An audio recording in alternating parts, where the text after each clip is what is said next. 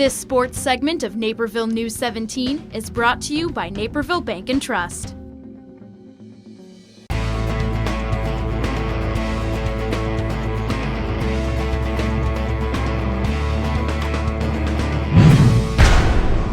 Frigid October air, spurred on by fall's swift onset of dusk.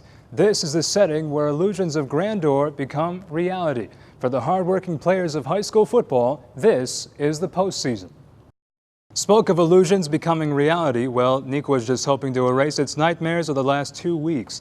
Tough to forget losses to Lake Park and Glenbard North to close the season. Now on the road to face a 7-2 Hinsdale Central team, but Mr. Reliable is at it again. Isaiah Robertson, with his team down 3, casually decides it's time to put the team up by 4. By the way, here's his second touchdown reception, 101 yards, 2 touchdowns. Wildcats win by a slim 3-point margin, 29-26. Hey, the Redhawks have reliable receivers too, Manny Ragumba, Matt Lehman, and a solid quarterback running the show behind him.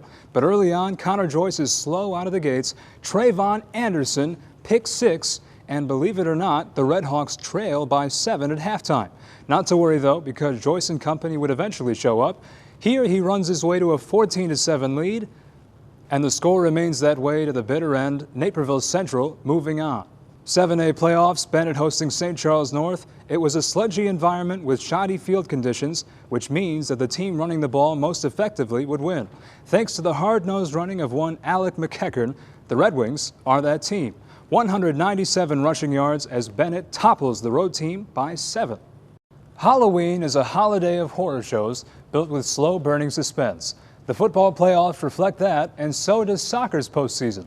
Fans of Naperville Central were kept on the edge all year long, hovering near 500, winning its regional in controversial fashion, and now a sectional final matchup with its bitter crosstown rival, Naperville North. The Huskies won the only meeting between these two teams early in the season, but the stakes much higher now. Fast forward to the second half, North's defense cannot advance the ball. Central's Taha Din is tripped, but Felix Leyva creeps into view and drills the ball into the right side of the net. 1-0 Redhawks. And that would be the team's lone goal, as well as the game's lone goal. The remarkable run will continue for the team in red and white.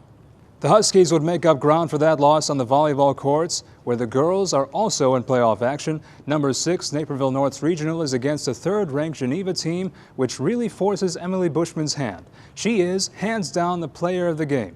Play after play, dig after dig, 24 of them to be exact. The 5'8" libero has enough material to make a demo reel out of this game alone. After all, she is a former NCTV 17 intern, and demo reels are quite important in this industry. Huskies in 3 sets. And while we have a chance, how about we recap the rest of the regional volleyball games going on around the IHSA? There were several of them.